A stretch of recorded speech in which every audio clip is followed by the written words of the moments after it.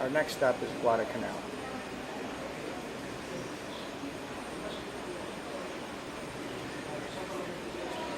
USMC lost in action November 1942.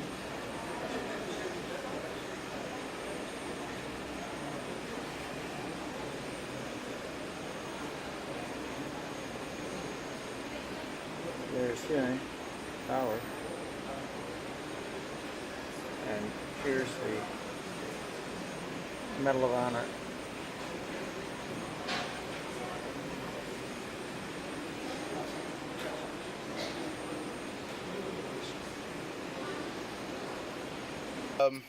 We'll start off with, as we all know, after the bombing of Pearl Harbor on December the 7th, 1941, the Japanese moved down into the South Pacific. There was strong resistance, I believe, in the Philippines. So what they did is they decided to come down into the New Guinea area, in which, before getting there, they had two battles. One was the Battle of Coral Seas and the Battle of Midway, in which the Japanese did lost most of their aircraft carriers. So from then on, that is when they decided to set up an air force base and a naval base on the island of Rabaul in the East New Britain. Right, from there on, they start moving into the Solomons area. The first group of garrison did occupy Tulagi around the month of May 1942. By then, as it's been written in the history of the Solomons itself, we were under British protectorate. So that is where they had the capital. So basically that Tulagi will be around where the group of islands out there, which is known as the Florida Islands. Right? So from there, they occupy that little island, and then they set up a radio station there. Then sending troops over here to Guadalcanal after a month, they were coming here to gather native people to act as laborers. Right, for workforce. Yeah, for the workforce. That is when they came, and they landed on Guadalcanal in a particular spot which is known as the Lunga Point. And basically, Lunga Point is that point out there, right? Yeah. So from there, that is when they landed. Eventually, they found out that there was flat land out there. So that gave them an idea in setting up an airstrip for their continuing occupying this whole area. So I believe basically if the Americans wouldn't have come here, they'll be heading down maybe towards New Zealand. Right, from there on, that is when they start establishing an airstrip. And around the month of June, that is when coast watchers did saw burning fields to the eastern part of Guadalcanal. And they knew exactly that there was going to be an airstrip. Right. So after then, from the informations that were being compiled by the Americans, because at that time the maps and all those stuff they were not very accurate. No. Right? So from there, they compiled reports that were being sent in by the coast watchers to the headquarters in Australia. That is when the Americans worked a plan in doing an amphibious landing, which mostly comprises of the 1st Marine Division. So they had a little bit of training on the island of Koro in Fiji, then they set sail. On the early hours on the 7th of August, this particular task force came around behind Savo, and Savo is basically that island straight ahead there. This one over there, Right. there. Yeah. This particular task force came behind Savo on the northern part, and then they split in two groups. One landed on Tulagi, on a beach designated as Beach Blue. The other one came and landed on Red Beach, here on Guadalcanal. And Red Beach is further east past the airport. Oh, it's past over there. The point, Oh, okay. Further past the point. Okay, I gotcha. So from there, the group that landed on Tulagi, after a few days of heavy fighting, they eventually took over Tulagi and the two nearby islands of Gavutu and Tanabogo. Right, I heard about that causeway was very difficult. That's when Yes. the destroyers came up right Right. point blank and pounded them, yeah. Right.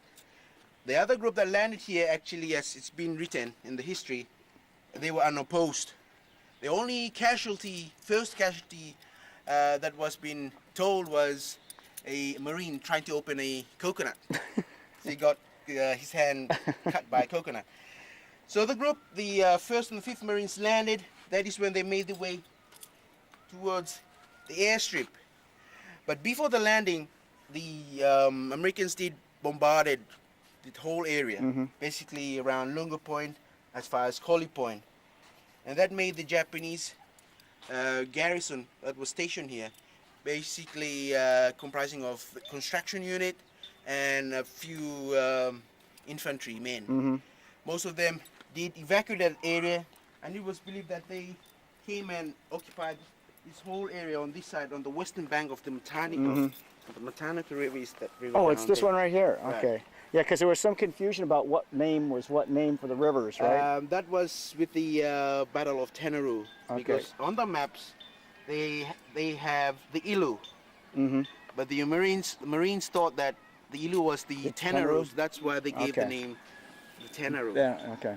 So basically, they occupied the western bank of the Matanico.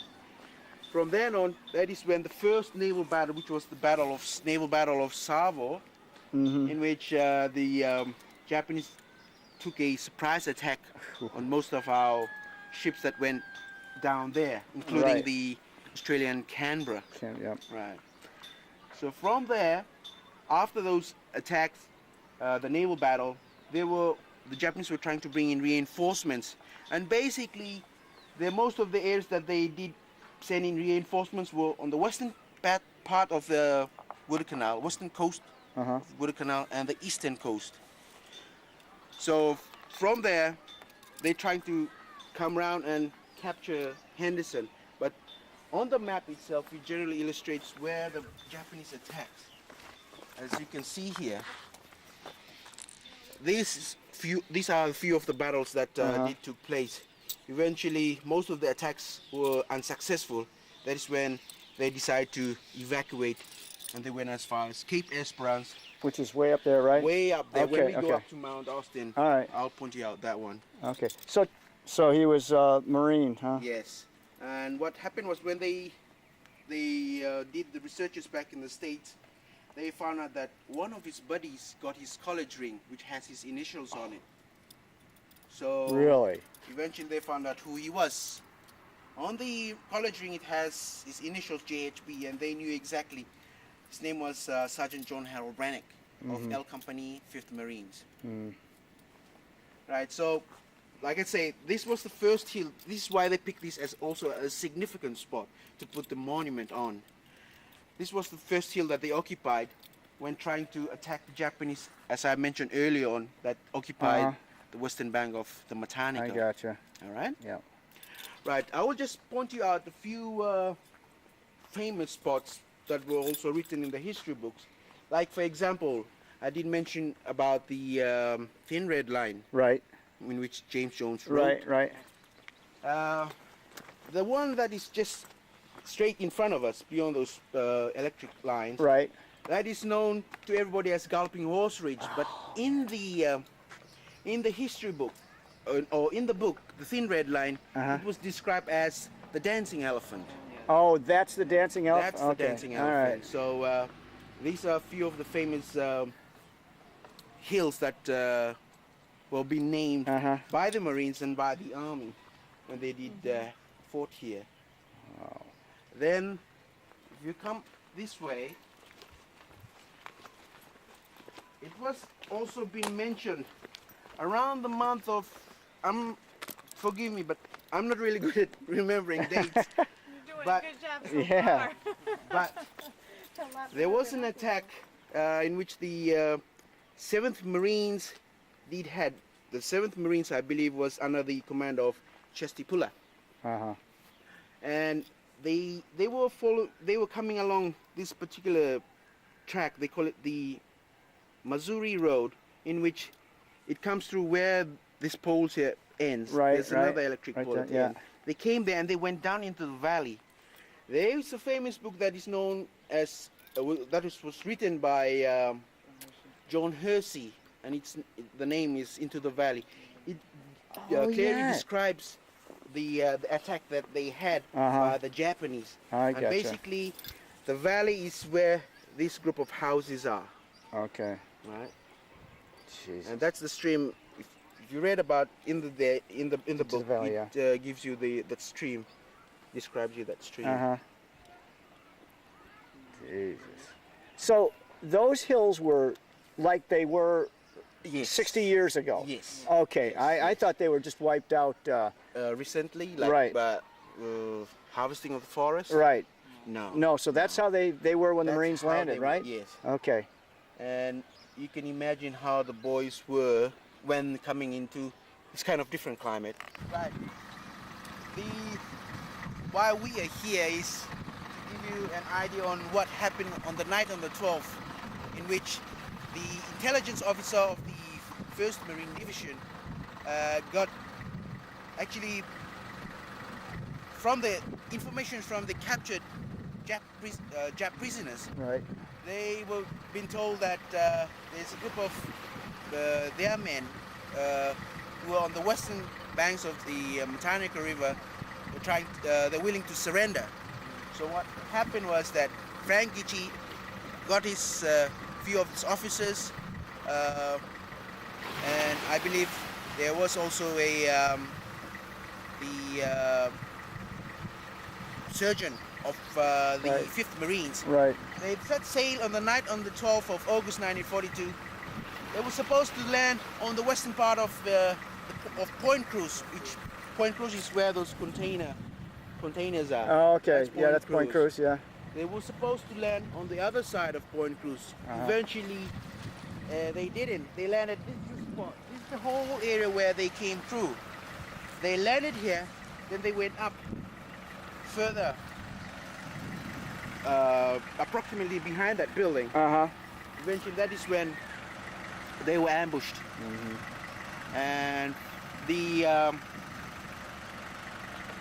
the group that came later on the 19th of August, John Harold Bannock's men, Right. I mean, L Company of the 5th Marines. Right. They came. They had a patrol that came down that time. They found the remains. All hacked up. Yeah, but they thought that there was a storm that night that washed all the bodies. This is part of the marine outpost that Vusa came into.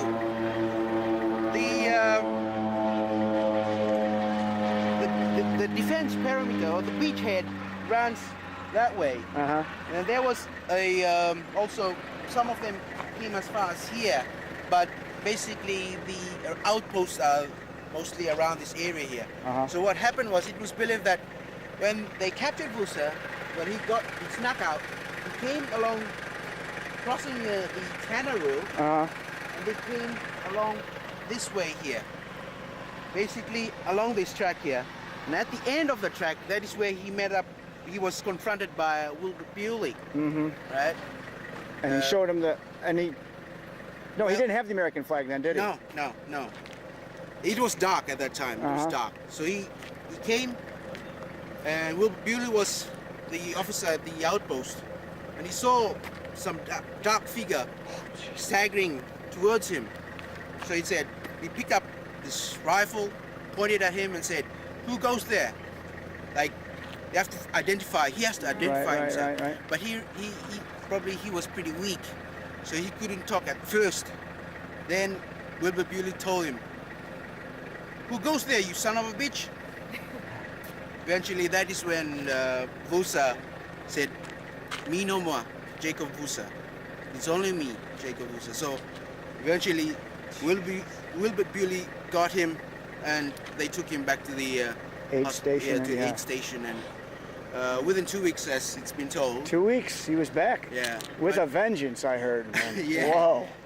But he was one of those people, I will say, pretty loyal to what he's like. Basically, it's written, he was working for his queen, right? Right. That is what he was. He Right. told that I'm working for my queen. And, yeah. What was the name of the trader that said, "Oh, that's Vusa"? It was a ship maker or Japanese, something. Yeah, he was based over on Tulagi. I forgot that guy. I can't remember. It started with an M, Matatoko or something like that. I don't know, but he's the one that turned him in, right? Yes. But I think he got his later on too. I think he got shot later on. No, I'm not familiar with that that guy, but I read he was a ship what? Yeah, ship builder or caster or something like that. yeah. And he was from Tulagi. He was from Yeah, Tulagi. yeah. So probably he was one of those. And he was in Japanese uniform too, so he was. Right. Yeah. So Greg, this is it. This is the track. Yeah. It was believed that he crawled back into, and like it was told that 3 miles. Yeah. Yeah, I would say About 3 3 miles. miles, yeah. About 3 miles. So basically, on the other side of the Ilu River, Right. that is where he was captured. Because stories were being told also that, I mean, they were confronting stories that were being told that some they said, like we all know, that he was tortured and Bayoneted. Yep. There were also other stories that when the first advance group of the Chiki force came, they met up with him, they captured him, and probably when they took him down, trying to bring him closer to the American defense so that he could identify the defense.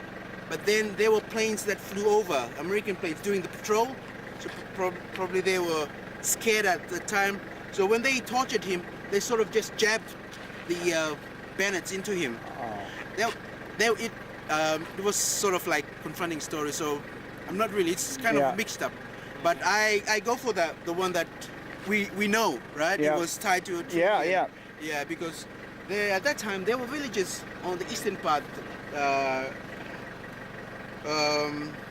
Tasiboko and all those, Gorobasu, there were villages up there. So it was told that he went into the village trying just to leave an American flag that was sort of a gift by the Americans, but then he got captured. He got captured?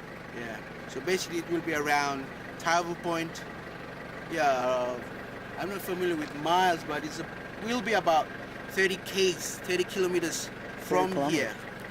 Wow. So that will be I'm not familiar with that. Well, yeah, we run, so a 10K is 6 miles, so 6.3 so right. 30K would be about 18, 19 miles. Yeah, from here. Jeez.